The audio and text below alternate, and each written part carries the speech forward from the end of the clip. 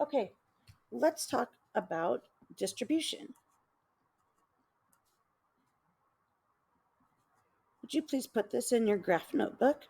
Call it distribution and put today's date, September 11th. And let's do an example. This is just a review. Some of you are probably very good at this, and some of you might not have done it before, or you come from a lot of different middle schools. Let's say that we had 3 times 2x minus 5. So if you have a number directly to the left of parentheses, that means multiply. Notice there's no plus sign here, no negative sign here. So because the 3 is directly to the left of the parentheses, that means multiply. So we're going to go 3 times 2x, and then we're going to go 3 times negative 5. The long way to write this, and I would like you to do it just for this example, would be 3 times 2x minus 3 times 5. Why did I put a minus here? Because this is a minus. Okay, so that would be 6x minus 15. So what we call these 3 expressions, and I'd like you to write this down also, these are all equivalent expressions.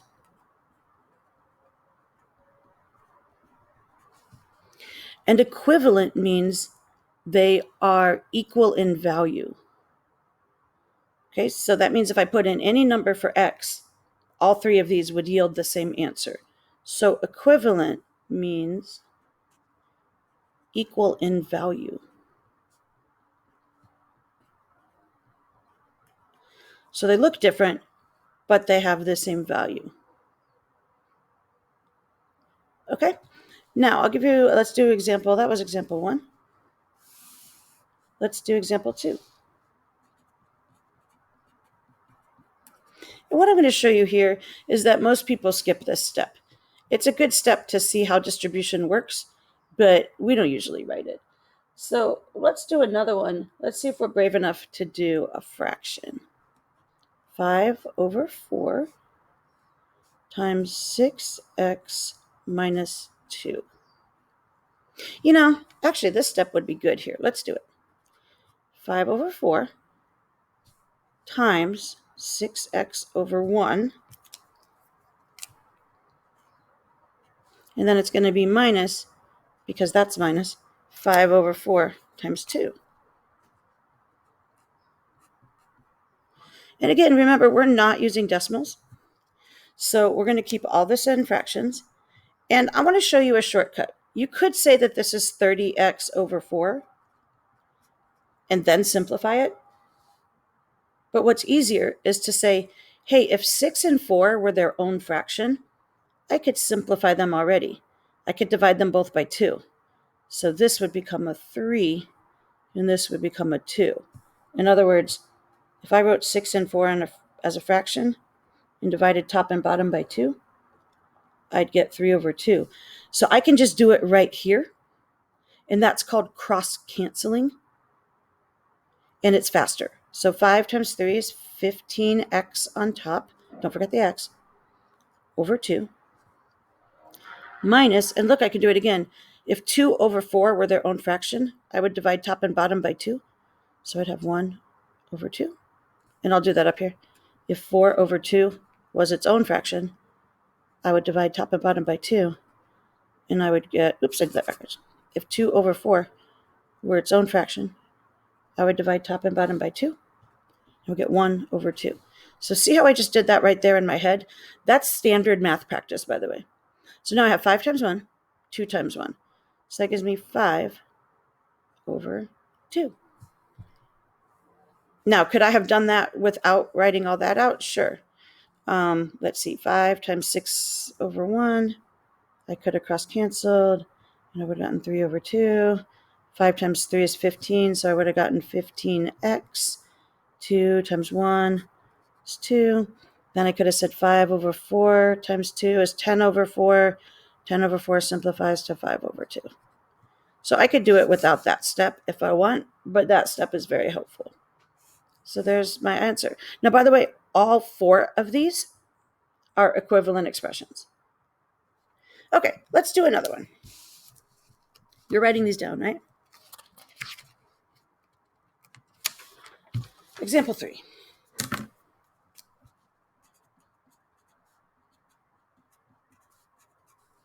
Let's do 3 times 1/2 x plus 8. Okay, so we're going to go 3 times 1/2 x. If you want to just do that, you can. So that's just going to be 3 over 2x. 3 times 8, 24. Done. Okay, here we go. Example 4.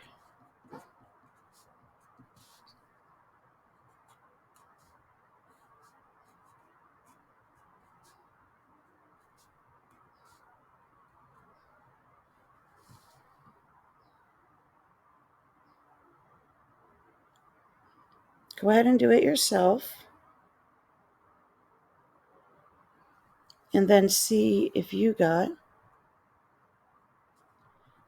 10 over 7x minus 45. Right? These are equivalent expressions. These two. Okay, example 5. Before we do example 5, we need to make sure that we know something. So this is, let's call this a timeout.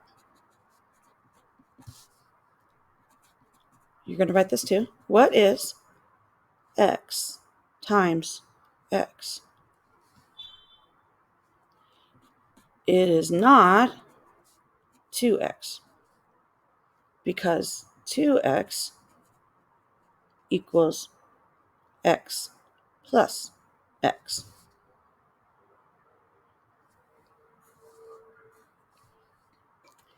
X times x.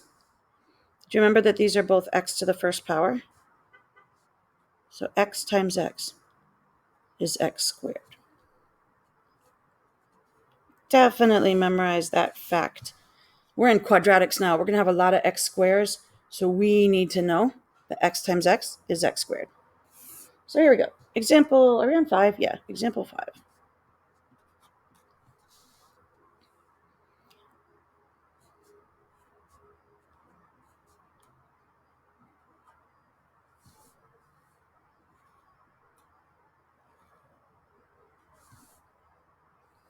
X times x, x squared.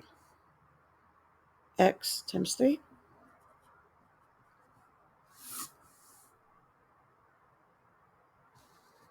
example 6.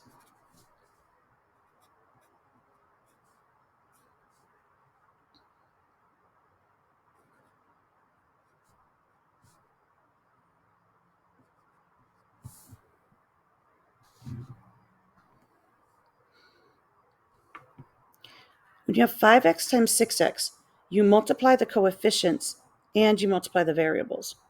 So that becomes 30x squared. Now 5x times negative 12 is negative 60, but you got to keep the x, negative 60x. Okay, so if there's an x out here, then you have to multiply that x by both things, and you have to multiply the 5 by both things. Okay, let's just do a couple more.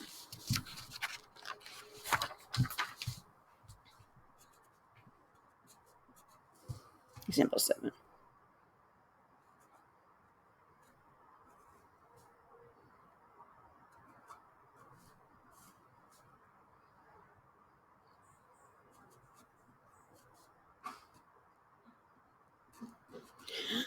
Oh no, fractions. All right, so let's write this one out the long way.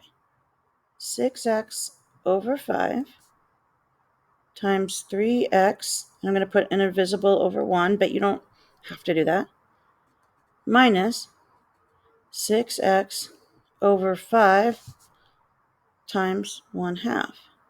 Now, why did I put a minus? Because there's a minus there, okay?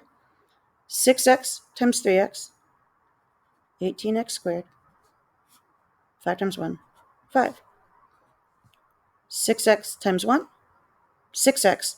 5 times 2 is 10. But look, this 6 and this 2 can simplify. If I divide top and bottom by 2, this becomes a 3. That becomes a 1. So I get 3x over 5. Now, if you did it the long way, you would get 6x times 1 is 6x. 5 times 2 is 10. And then you would divide top and bottom by 2. And you would get 3x over 5. So you'd get the same thing. It would just take an extra step. Okay, last one.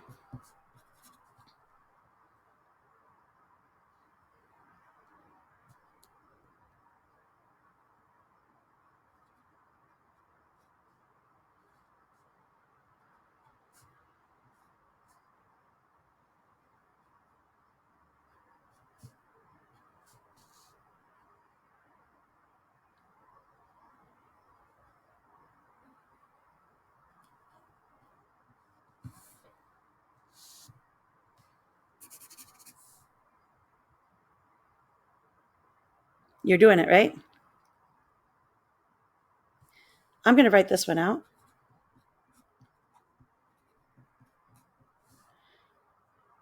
And I can simplify here. Right, 2 times 3, 6. This canceled, so it could be over 1, but I don't really need that. Then times, 2x over 3 times 12 over 5. Ooh, 12 and 3 cancel. So 3 divided by 3, 12 divided by 3. 2x times 4. Oops, that's a minus, dang it. 2x times 4 is 8x. 1 times 5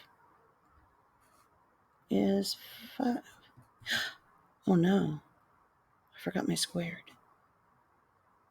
There we go. 6, oh my gosh, you can't see anyway. 6x squared minus 8x over 5. Okay, because x times x was x squared. Okay, let's keep going. Number 10. So number 10 says to graph the functions from 8 and 9. Okay, by the way, I didn't do a video on 8 and 9 because I think you already know how to do that. So for number 8, let's look at this. This has, if you count this as 0, then, if you count the bottom as 0, then this goes up to 10. 1, 2, 3, 4, 5, 6, 7, 8, 9, 10. Same thing, if you count this as 0, this goes to 10. But they want us to identify the scale and show all 5 points. So I'm going to do this in my graph notebook, and you probably want to also. So I'm just going to draw, here's the top, 10, 9, 8, 7, 6, 5, 4, 3, 2, 1, 0. And then 1, 2, 3, 4, 5, 6, 7, 8, 9, 10. Okay, so that's how much space they gave me. So if I look at number 8, my Y's go to 1,024. So my first thought would be like, oh, I could use 100, 100, 200, 300, 400, but I really can't because the 10th row would be 1,000 and it would go above the graph. So look, when we need to change the scale on our axes, every number has to be an equal distance apart. And here's usually what people use. Of course, they can do it by 1s, 2s. You can number it by 5s, like 5, 10, 15, 20, 25, 30.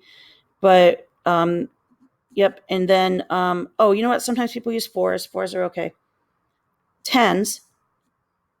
People don't usually use 15s, but they can use 20s, 25. The next thing people usually use is 50. Occasionally, you could use like a 30 or a 40 if there was a good reason.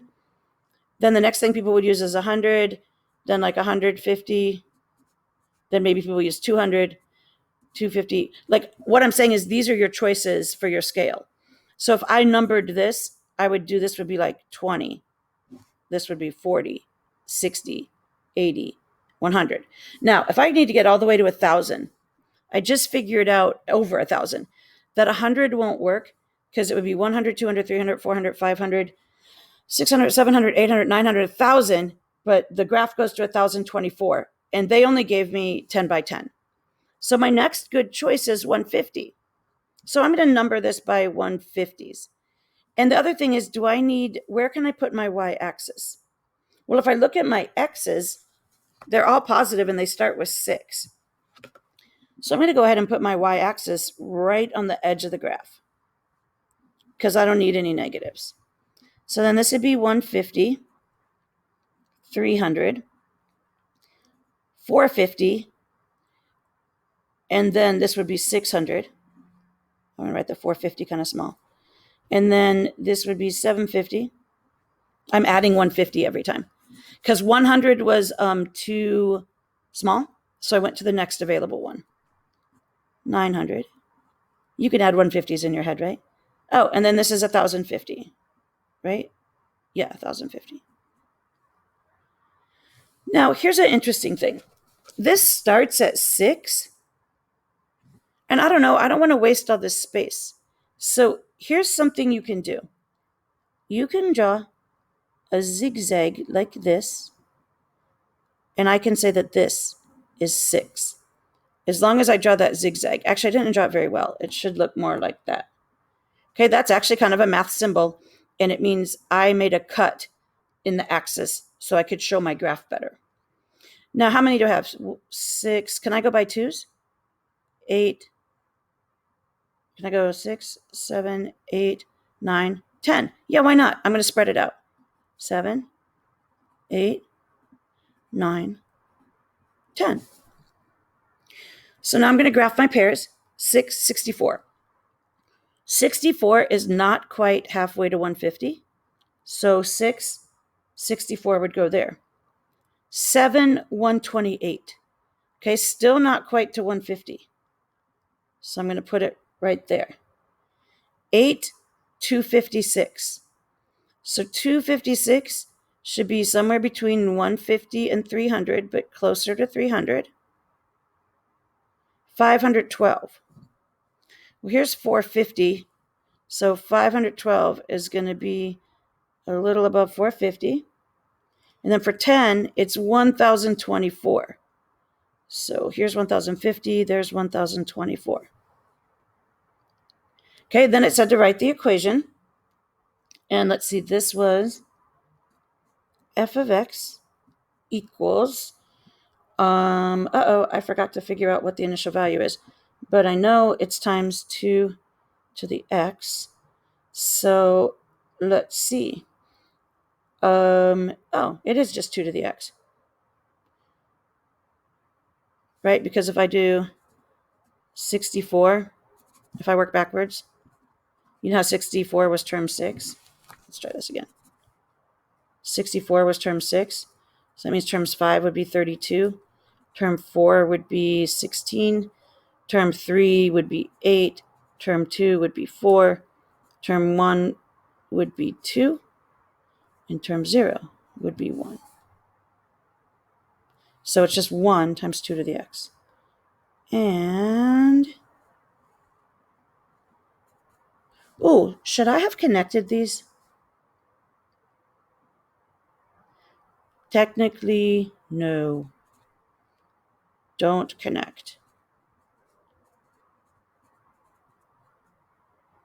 Because here, they didn't tell me what's in between. This is what we call discrete. It's just a set of points. So I probably should have just left the points without connecting it. Finally, they said to list the characteristics in the table that helped us identify. Oops, that was the wrong one. Finally, they said, add any additional characteristics you notice from the graph. So I'm going to put that I noticed that it's a curve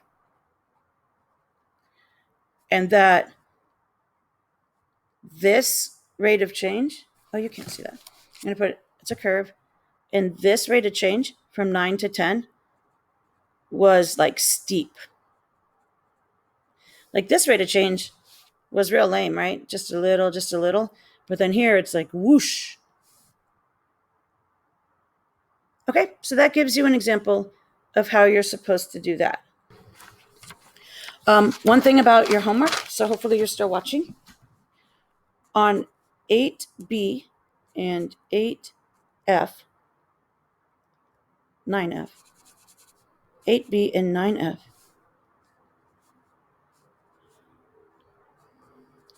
it's okay if you do not get the equations, but I still want you to do the graphs.